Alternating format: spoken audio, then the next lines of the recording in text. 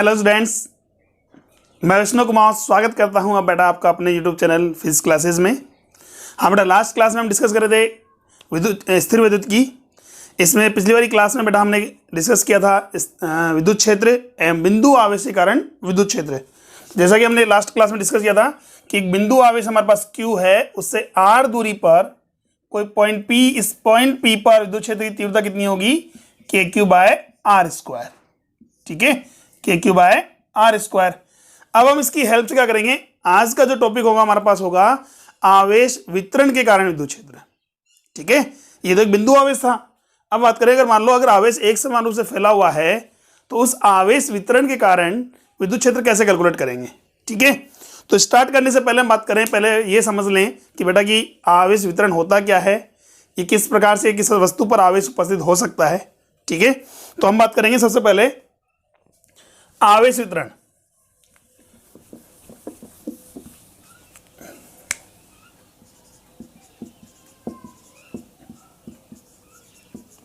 देखिए, आवेश वितरण बेटा दो प्रकार का होता है, चार्ज डिस्ट्रीब्यूशन जिसे हम कहें।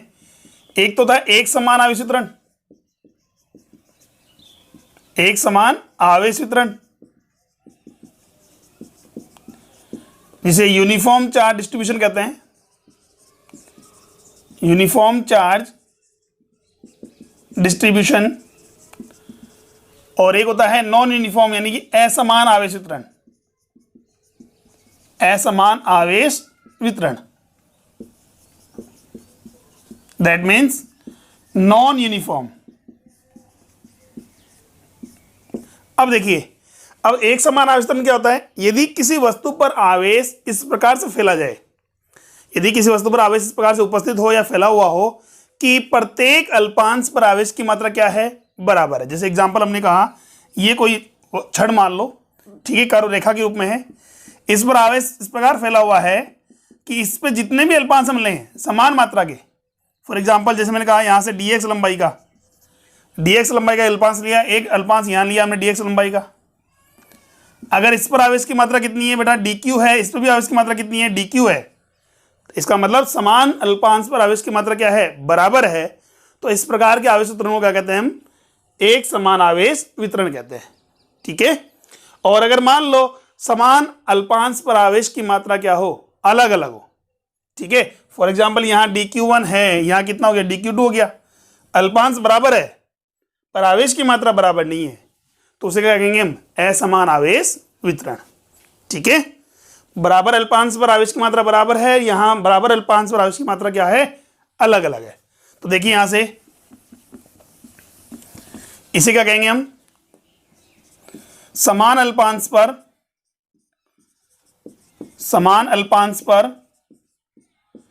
समान आवेश,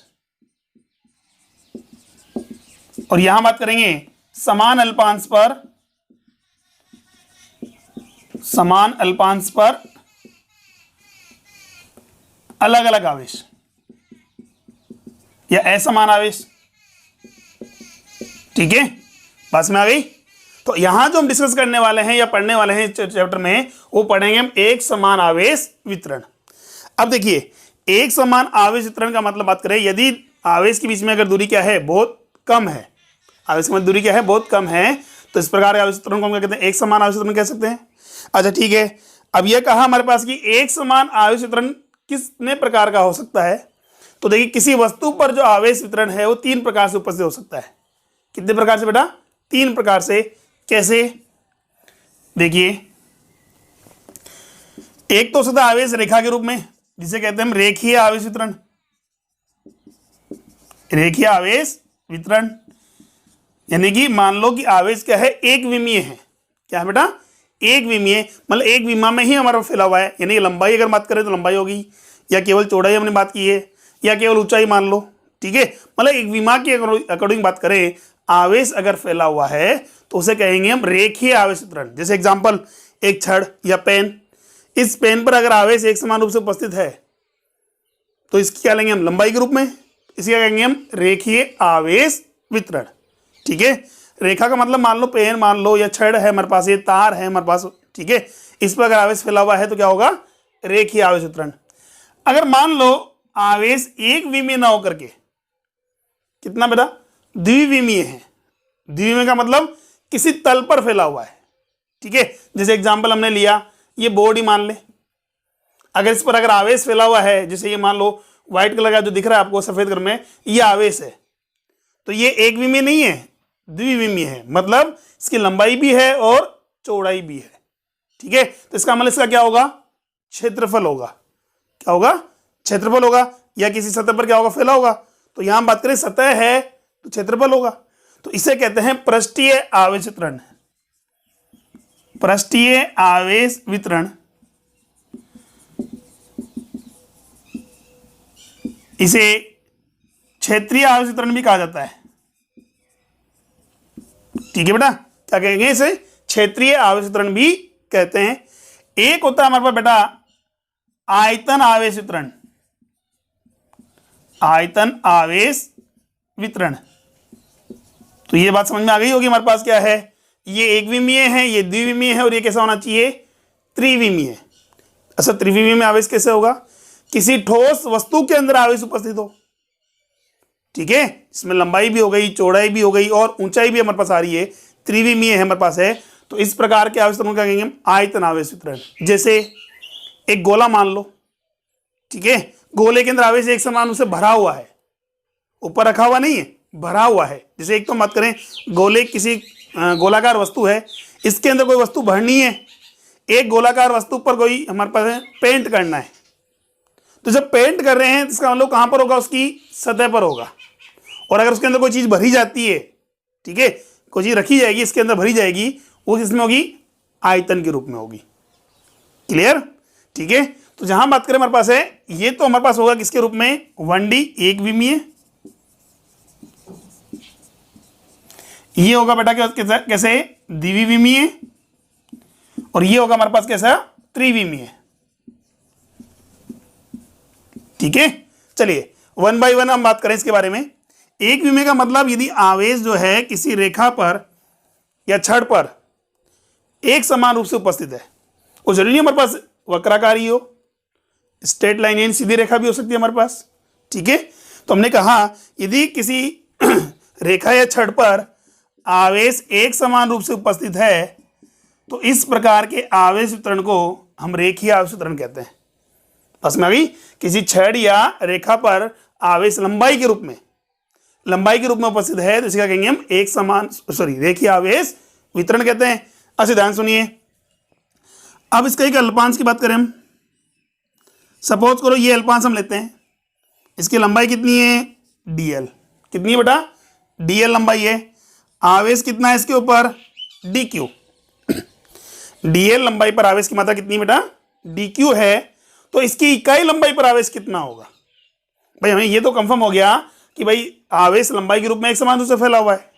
ठीक है, अब अगर मुझे इसकी टोटल लंबाई पर आवेश निकालना है, कुल लंबाई पर आवेश की मात्रा ज्ञात करनी है, कोई भी अगर अल्पांश आपको दे दिया जाए उसकी आवेश की मात्रा ज्ञात करनी है, तो क्या पता होना चाहिए पहले में पता होना चाहिए उसकी इकाई लंबाई पर कितना आवेश होगा।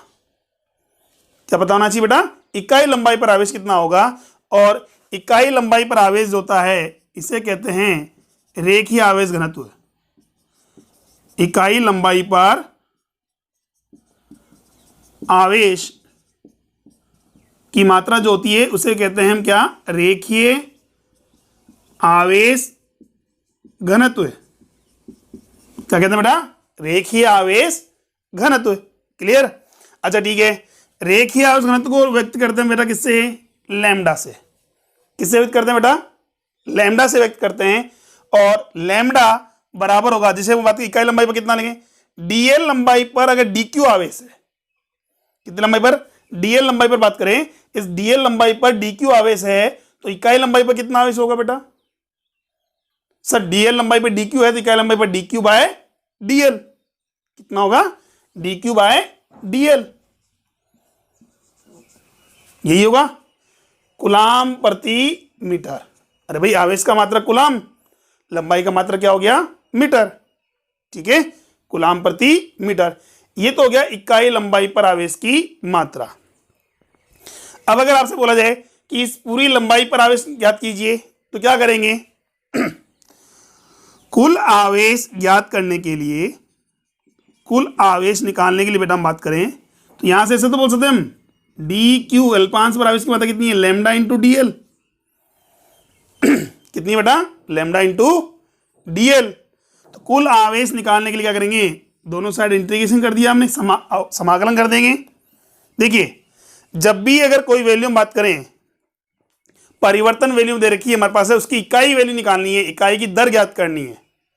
मतलब किसी एक फलन में दूसरे के सापेक्ष बात करें, परिवर्तन हो रहा है तो उसमें परिवर्तन की दर ज्ञात करनी है, इकाई की मात्रा ज्ञात करनी है, तब हम काम में लेते हैं अवकलन। क्या काम में लेते हैं बेटा, अवकलन। ठीक है। और अगर मान लो इकाई की वैल्यू अगर आपको दे रखी है, इकाई की वैल्यू अगर आपको दे रखी है और आपको क्या निकालना है, कुल मान ज्ञात करना है। किसमें, सतत फलन में। ध्यान रखना कंटिन्यूअस फंक्शन होना चाहिए, मतलब ऐसा नहीं है ये फलन यहाँ, ये मतलब ये आवेश यहाँ रुक गया, फिर यहाँ से रुक गया, फिर यहाँ रुक गया। ठीक है, ऐसे में काम नहीं करेगा हमारे पास। अगर कंटिन्यूअस फंक्शन है यानी कि सतत फलन है तो वहां हमें इकाई की वैल्यू दे रखी है, तो कुल मान ज्ञात करने के लिए हम किसका प्रयोग करते हैं बेटा, समाकलन का। ठीक है, किसका प्रयोग करते हैं, समाकलन। चलो ठीक है, तो यहां बात करेंगे कुल मान निकालने के लिए क्या करेंगे, इसका हम समाकलन कर देंगे, लैम्डा इंटू डी एल। इसे कहेंगे हम रेखीय समाकलन। लंबाई के सापेक्ष हो रहा है, क्या कहेंगे मैडम, रेखीय समाकलन। बस में आ गई। तो दोबारा देखिए हमारे पास आवेशन 3 प्रकार का था हमारे पास, रेखीय, पृष्ठीय और आयतन। रेखीय का मतलब एक विमीय आवेश है और इसकी इकाई लंबाई पर आवेश की जो मात्रा होती है क्या कहलाती है, रेखीय आवेश घनत्व कहलाती है। किससे व्यक्त करते हैं, लैम्डा से व्यक्त करते हैं। लैम्डा बराबर कितना हो जाएगा, D Q by D L. अच्छा कुल आवेश दे रखा होता और कुल लंबाई दे रखी होती तो क्यू बटा एल। अगर कुल लंबाई दे रखी है एल, कुल आवेश की मात्रा दे रखी है क्यू, तो क्या होता है, लैम्डा बराबर क्यू बटे एल। मतलब कुल मिला के इकाई लंबाई पर आवेश की मात्रा क्या कहलाती है, लैम्डा। अच्छा ठीक है, सेकेंड हम बात करें इसी में ये था हमारे पास रेखीय। अब बात करेंगे इसमें पृष्ठीय। मतलब आवेश हमारे पास है लंबाई और चौड़ाई, मतलब द्विविमीय में फैला हुआ है, तो कोई भी सतह हो सकती है। ठीक है, इस सतह पर अगर आवेश एक समान रूप से फैला हुआ है तो इसे आवेश वितरण क्या कहेंगे हम, पृष्ठीय या क्षेत्रीय आवेश वितरण। पृष्ठीय या क्षेत्रीय आवेश वितरण। सतह के कारण इसे क्या कहते हैं, पृष्ठीय। भाई कोई भी सतह है उसका क्या होगा, पृष्ठीय तो है वो। और क्षेत्रीय इसलिए कहते हैं क्योंकि इसका हम अगर एक अल्पांश कंसिडर करें, एक अल्पांश अगर निकाला जाए तो उस अल्पांश का क्या होगा, कोई क्षेत्रफल होगा। क्या होगा बेटा, क्षेत्रफल होगा। जैसे हमने कहा कि इसका एक अल्पांश हमने मान लिया, इस अल्पांश का क्षेत्रफल कितना मान लिया बेटा हमने, ds। अल्पांश इसलिए हम ds काम में ले रहे हैं। ठीक है, माना आवेश कितना उसके ऊपर, dq। कितना आवेश है, dq। तो जैसे हमारे पास इसमें क्या था, इकाई लंबाई पर आवेश की मात्रा क्या थी, रेखीय आवेश वितरण है, तो यहां हम बात करेंगे इकाई क्षेत्रफल पर आवेश की मात्रा। इकाई क्षेत्रफल पर आवेश की मात्रा क्या होगी, पृष्ठीय आवेश घनत्व या क्षेत्रीय आवेश घनत्व। या क्या कहेंगे बेटा हम इसको, इकाई क्षेत्रफल पर आवेश की मात्रा क्या हो जाएगी, पृष्ठीय आवेश घनत्व। पृष्ठीय आवेश घनत्व। ठीक है, किससे व्यक्त करते हैं, सिग्मा से। किससे व्यक्त करते हैं बेटा, सिग्मा। ठीक है, आधा नया जैसा होता है हमारे पास, ये सिग्मा।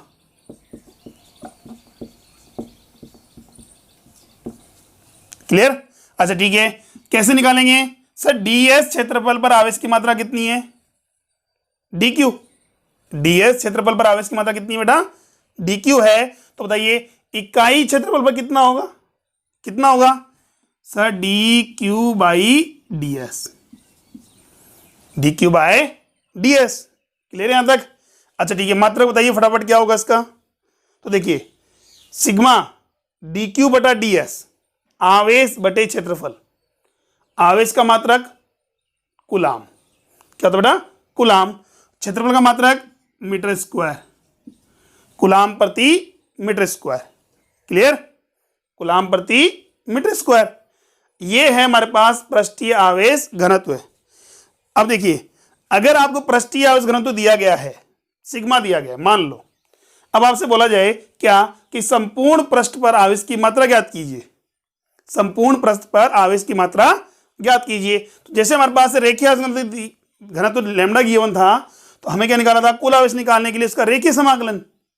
ऐसे हमारे पास क्या होगा, किसी पृष्ठीय आवेश घनत्व अगर आपको दिया गया है तो उस पर टोटल मान निकालने के लिए क्या करेंगे, मतलब कुल आवेश निकालने के लिए क्या करेंगे, वो होगा पृष्ठीय समाकलन सिग्मा ds। ले रहे?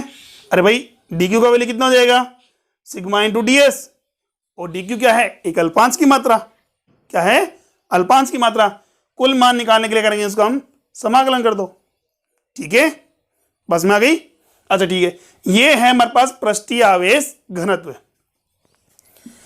तीसरी हम बात करते हैं हमारे पास आयतन आवेश घनत्व। जैसा कि हमने बोला कि आयतन हमारे पास क्या है, किसमें आना चाहिए, त्रिविमीय होना चाहिए। कैसा होना चाहिए बेटा, त्रिविमीय।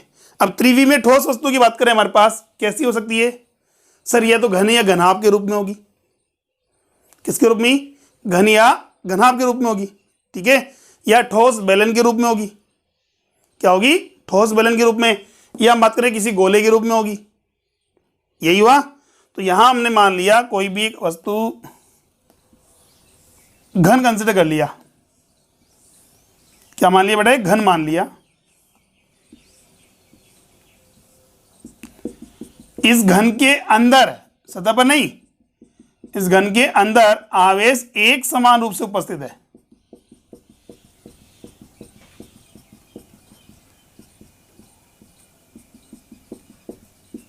ये लो, तो इस प्रकार के आवेश वितरण को क्या कहेंगे मैडम, आयतन आवेश वितरण। ठीक है, बस में आ गई। इसमें लंबाई भी है हमारे पास, चौड़ाई भी है और ऊंचाई भी है। ठीक, अच्छा ठीक है सर, ये आवेश वितरण हो गया। यदि किसी वस्तु के अंदर आयतन के रूप में आवेश एक समान रूप से उपस्थित हो, आयतन के रूप में, तो क्या कहेंगे उसे हम आयतन आवेश वितरण कहते हैं। अच्छा ठीक है अब यह बात करें, अगर इसका हम बात करें जैसे इकाई आयतन पर अगर आवेश निकाला जाए, इकाई आयतन के लिए इसका एक आयतन कंसिडर कर लो, अल्पांश, वो भी मैंने घन के रूप में माना है।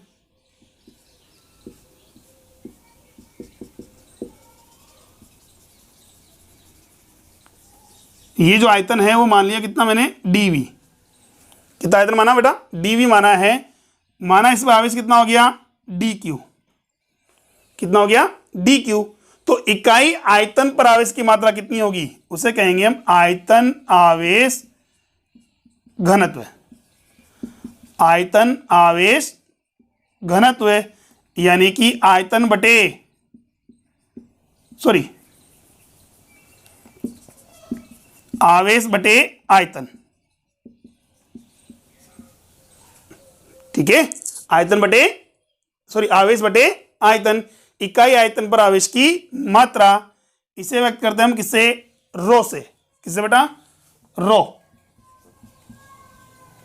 किसे व्यक्त कर रहे हैं बेटा, रो से व्यक्त करते हैं। तो रो बराबर क्या होगा, आवेश कितना माना मैंने, dq आवेश माना है, कितने आयतन में, dv आयतन में। तो कितना हो जाएगा, dq बटा dv। dq बटा dv।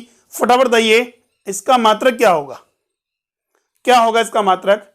भाई आयतन आवेश घनत्व है हमारे पास है, आवेश बटे आयतन। क्या होगा, आवेश का मात्रक कूलाम। क्या होता है बेटा, कूलाम। आयतन का मात्रक, आयतन का मात्रक क्या होता है, मीटर क्यूब। क्या होता है बेटा, मीटर क्यूब या घन मीटर।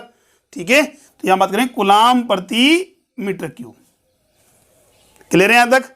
अच्छा ठीक है, अब अगर आपसे बोला जाए यहां पर टोटल आवेश निकालना हो, अगर आपको आयतन आवेश घनत्व दिया गया है, तो पहले हम अल्पांश की मात्रा ज्ञात करेंगे, dq equal to rho into dv। कितनी जाएगी, dq equal to rho into dv। Total मान निकालने के लिए क्या करेंगे, इसका हम समाकलन कर देंगे, रो dv, और इस समाकलन को क्या कहेंगे बेटा हम, आयतन समाकलन। क्या कहेंगे बेटा, आयतन समाकलन। ठीक है, बात में आ गई। तो हमने कहा आवेश वितरण दो प्रकार का होता है, एक समान और असमान। और एक समान आवेश वितरण भी हमने कहा तीन प्रकार से पॉसिबल है, रेखीय, पृष्ठीय और आयतन। ठीक है, फटाफट स्क्रीनशॉट लीजिए। उसके बाद हम बात करेंगे, वन बाय वन डिस्कस करेंगे, यानी पढ़ेंगे किसके बारे में, रेखीय आवेश वितरण के कारण विद्युत क्षेत्र कितना होता है, पृष्ठीय आवेश वितरण के कारण कितना होता है, फिर उसके बाद हम बात करेंगे आयतन आवेश के कारण विद्युत क्षेत्र कितना होता है। ठीक है, तो पहले हम बात करें किसकी, रेखीय आवेश वितरण के कारण विद्युत क्षेत्र। फटाफट स्क्रीनशॉट लीजिए बेटा इसका।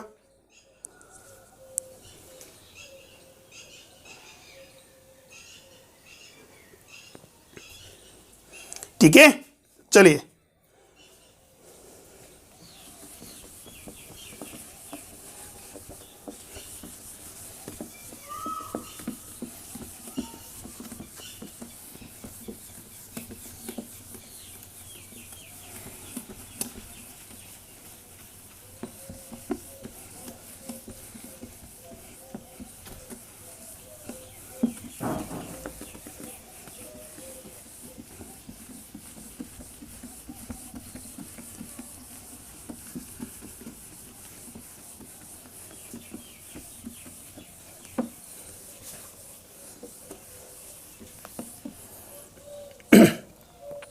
देखिए तो पहला टॉपिक हमारे पास क्या होगा बेटा, रेखीय आवेश वितरण के कारण विद्युत क्षेत्र।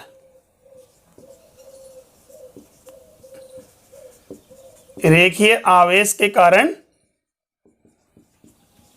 विद्युत क्षेत्र।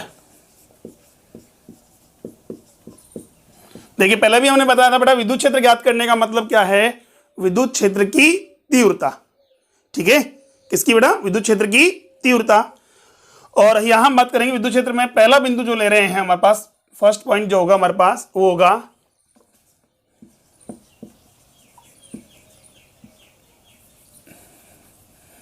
समरूप आवेशित रेखीय छड़ के कारण विद्युत क्षेत्र।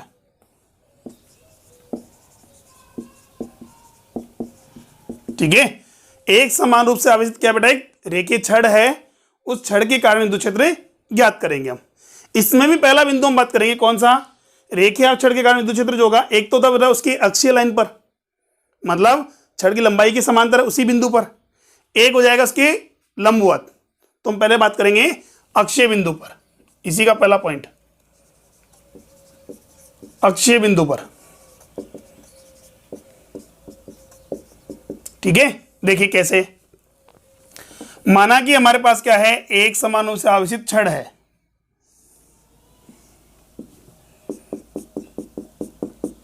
एक एल लंबाई की छड़, ए बी जो छड़ है जिसकी लंबाई कितनी बेटा, एल दे रखी है, जो एक समान रूप से क्या है, आवेशित है। क्या बेटा, एक समान रूप से आवेशित है। इस पर कुल आवेश कितना है बेटा, क्यू गिवन है। क्या दिया गया है, क्यू दिया गया है। अब ध्यान से देखिए, इसके बिंदु यानी किनारे जो हमारे बात करें सिरे बी से कितनी दूरी पर, ए दूरी पर मान लो, सॉरी आर मान लो, ए कंसिडर कर लेते हैं। ए दूरी पर एक बिंदु है पी, ए दूरी पर कितना है, कौन से सिरे से, बी सिरे से। ठीक है, उसी रेखा में देखो अक्षीय बिंदु पर है, बी से कितनी दूरी पर बेटा, ए दूरी पर एक बिंदु है पी। इस बिंदु पी पर विद्युत क्षेत्र की तीव्रता ज्ञात करनी है। ठीक है, अब देखिए, अब हम बात करेंगे सर क्यू आवेश के कारण बिंदु पी पर विद्युत क्षेत्र निकालने के लिए क्या करेंगे, सर के क्यू अपॉन आर स्क्वायर लगा दें। तो के क्यू अपॉन अगर आप आर स्क्वायर यूज में लोगे तो बेटा वो आर कितना कंसिडर करेंगे, तो क्या क्यू आवेश कहां मानोगे आप, इसके बी किनारे पर, नहीं सर सारा आवेश बी पे थोड़े है। क्या सारा आवेश कहां पर, ए पर है क्या, सर ए पर भी नहीं है। क्या केंद्र बिंदु पर है क्या, सर केंद्र बिंदु पे भी नहीं कह सकते हम, क्योंकि ये आवेश तो एक समान रूप से फैला हुआ है इसके ऊपर, पूरी लंबाई पर फैला हुआ है। ठीक है, तो यहां पर इस पूरे वितरण के कारण बिंदु पी पर विद्युत क्षेत्र कैसे निकलेगा, आप ध्यान से देखिए। इसे निकालने के लिए, जबकि हमारे पास जो विद्युत क्षेत्र की तीव्रता जो फॉर्मूला दे रखा है, हमारे पास सूत्र दे रखा है विद्युत क्षेत्र का के क्यू बाई आर स्क्वायर, ये जो फॉर्मूला हमारे पास है ये किस पर लागू होता है, केवल बिंदु आवेश पर। किस पर बेटा, बिंदु आवेश पर। डायरेक्ट आवेश वितरण पर विद्युत क्षेत्र का कोई फॉर्मूला नहीं है हमारे पास। ठीक है, अब बात करें तो कैसे निकालेंगे, तो देखिए इस पूरे आवेश को, इस पूरे जो हमारे पास वितरण जो हमारे पास दे रखा है, इस पूरे वितरण आवेश को हम छोटे छोटे अल्पांशों में बांट लेंगे, छोटे छोटे अल्पांशों में बांट लेंगे। और हमने कहा एक समान है, एक समान है तो बराबर अल्पांश पर आवेश की मात्रा भी क्या होगी, बराबर होगी। ठीक है, तो इसको हम क्या करेंगे, छोटे छोटे अल्पांशों में बांट लेंगे जो किसी तरह काम करेंगे, एक बिंदु आवेश की तरह काम करेंगे। क्लियर है? अरे भाई पूरे आवेश तरंग के कारण डायरेक्ट विद्युत क्षेत्र निकाल नहीं सकते हम, तो नहीं निकाल सकते, इसलिए क्या किया हमने, इसको छोटे छोटे अल्पांशों में बांट दिया, बराबर अल्पांशों में, बहुत छोटे अल्पांश जिन पर आवेश की मात्रा क्या हो गई, बराबर हो गई। ठीक है, तो ध्यान से देखिए कैसे हमने क्या किया, इस बिंदु P से कितनी दूरी पर, R दूरी पर, बिंदु P से की दूरी पर R दूरी पर एक अल्पांश मान लिया, कितनी चौड़ाई का बेटा, dx चौड़ाई का, सॉरी R के रूप में ले रहे तो dr चौड़ाई का। ठीक है, इस बिंदु P से कितनी दूरी पर बेटा, R दूरी पर dr चौड़ाई का एक अल्पांश मान लिया। ठीक है, अब ये अल्पांश तो बिंदु आवेश की तरह काम करेगा, तो ऐसा हमने मान लिया, माना इस पर आवेश कितना है सर, dq आवेश है। कितना आवेश है बेटा, dq आवेश है।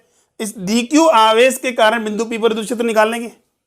ऐसे हमारे पास सभी अल्पांशों के कारण विद्युत क्षेत्र होगा, नहीं होगा सर, होगा। उन सभी अल्पांश के कारण विद्युत क्षेत्र को हम क्या कर दें, जोड़ दें, तो परिणामी विद्युत क्षेत्र ज्ञात कर सकते हैं हम। ठीक है, चलो कैसे करते हैं देखिए ध्यान से। तो पहले क्या करेंगे हम, dq अल्पांश का विद्युत क्षेत्र निकालने के लिए हमें क्या चाहिए, dq का आवेश पता होना चाहिए कितना होगा। तो पहले पता करें इसका रेखीय आवेश घनत्व कितना है,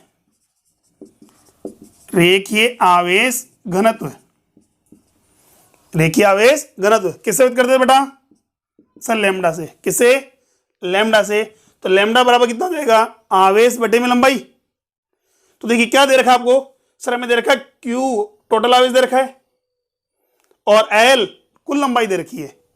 तो क्या मैं इसको समझता हूँ क्या, Q बाई L, ये हो गया हमारे पास है कूलाम पर मीटर। क्या, रेखीय आवेश घनत्व है। अगर रेखीय आवेश घनत्व लैम्डा है, इकाई लंबाई पर आवेश लैम्डा है, तो इस dr लंबाई पर आवेश की मात्रा कितनी होगी, तो हम बात करेंगे dr अल्पांश पर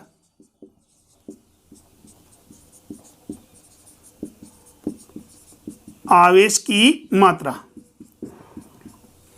dr अल्पांश पर क्या होगी, आवेश की मात्रा कितनी होगी बेटा, dq, जो कितना होना चाहिए सर, इकाई लंबाई पर लैम्डा है तो dr लंबाई पर कितना होगा, लैम्डा इंटू dr। कितना होगा बेटा, लैम्डा इंटू dr। ठीक है यहां तक, अच्छा ठीक। अब बात करते हैं आगे, अल्पांश आपके पास dq आ गया, dq के कारण कहां पर, बिंदु P पर, जो कि क्या है, बिंदु आवेश है। क्या है बेटा, बिंदु आवेश है।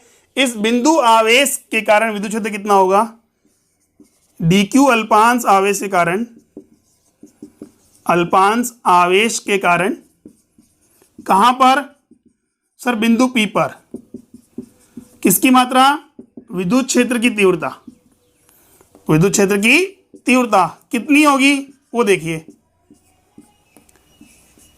dE। dE का मतलब सर अल्पांश आवेश है तो विद्युत क्षेत्र भी अल्पांश ही होगा। ठीक है, तो यहां मैंने क्या मान लिया, dE मान लिया। कितना होता है बिंदु आवेश के कारण, KQ by R square. K जी है, Q की जगह क्या रखना है मुझे, DQ रखना है।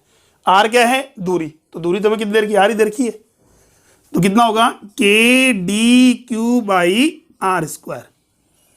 बस में नहीं आई। अच्छा ठीक है, कि दिशा किधर की होगी, कौन सा आवेश है बेटा, प्लस आवेश है। जैसा कि हमने पिछली वाली क्लास में पढ़ा था, प्लस आवेश के कारण या धनात्मक आवेश के कारण विद्युत क्षेत्र हमेशा किधर की ओर होता है, बाहर की ओर होता है। तो ऐसा बात करें, जितने भी अल्पांश होंगे, जितने भी अल्पांश होंगे, उन सभी अल्पांश के कारण जो विद्युत क्षेत्र होगा वो किधर की ओर होगा, बाहर की ओर होगा, यानी कि एक ही दिशा में होगा, एक ही दिशा में होगा। और एक ही दिशा में कार्य करने वाले सदिश जो है उनका परिमाण हमेशा जुड़ता है। क्या होता है, जुड़ता है। इसका मतलब जितने भी अल्पांश होंगे उन सबके कारण विद्युत क्षेत्र एक ही दिशा में होने के कारण क्या हो जाएंगे, आपस में जुड़ जाएंगे। तो ये तो है किसके कारण, अल्पांश के कारण। एक अल्पांश के कारण विद्युत क्षेत्र निकाला हमने, तो संपूर्ण विद्युत क्षेत्र, या हम बात करें परिणामी विद्युत क्षेत्र कितना होगा बेटा, परिणामी विद्युत क्षेत्र E। क्या करेंगे इसका हम समाकलन कर दें, integration of KDQ by R square, KDQ by R square. अब ध्यान से देखिए, ई बराबर इंटीग्रेशन के डी की जगह रखेंगे हम, डी की जगह रखेंगे हम lambda into D R, lambda into D R upon R square. अब समाकलन देख कहां से कहां तक करेंगे, उदाहरण देखिए आर के रेस्पेक्ट में करना है मुझे, आर के सापेक्ष समाकलन करना है।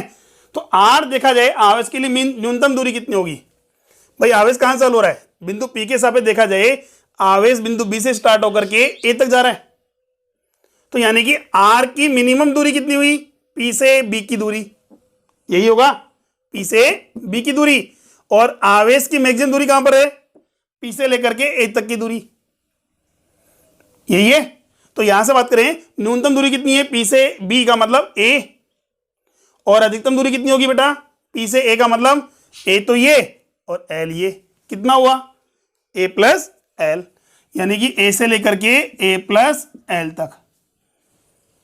ठीक है, अब समाकलन करने के लिए जो कांस्टेंट है, नियतांक है, उसको तो बाहर निकाल ले। अब के तो कांस्टेंट हमारे पास से बाहर आ जाएगा, लेमडा भी कांस्टेंट है। सर लेमडा कैसे, अरे क्यू बाई एल, कुल आवेश बटे कुल लंबाई, कुल आवेश फिक्स है, कुल लंबाई भी फिक्स है, इसका मतलब नियतांक हुआ नहीं हुआ, इसको एज ए नियतांक बाहर निकाल लेंगे हम, के लेमडा बाहर आ गया। इंटीग्रेशन 1 अपॉन में आर स्क्वायर, 1/r² का आर के सापेक्ष समाकलन। तो समाकलन का फॉर्मूला में जैसा मैंने पढ़ा है, इंटीग्रेशन ऑफ x की पावर n dx जब होता है तो समाकलन होता है x की पावर n+1 बटे n+1, पावर में एक ज्यादा और बढ़ी हुई पावर कहां जाएगी, भाग में, यही होता है।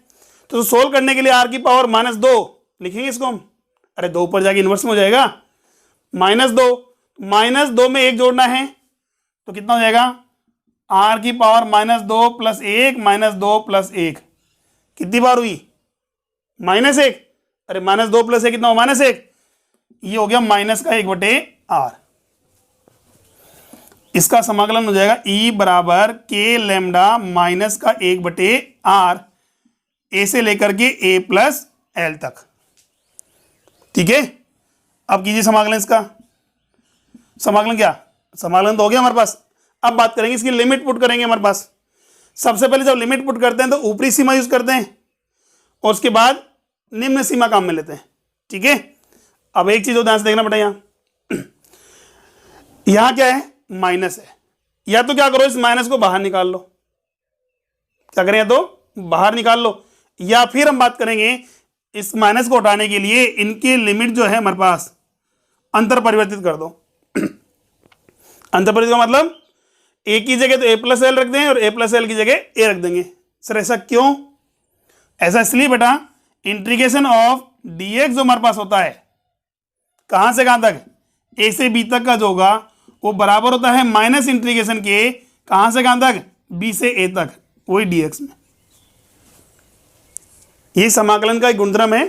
ठीक है, अगर लिमिट चेंज करते हैं तो क्या यूज करते हैं, माइनस यूज करते हैं। तो यहां जब लिमिट चेंज करेंगे तो माइनस है तो माइनस माइनस का हो जाएगा प्लस हो जाएगा। तो बताओ क्या करें, माइनस बाहर निकाल लें या लिमिट को बदल दें, लिमिट बदल दें, चलो ठीक है।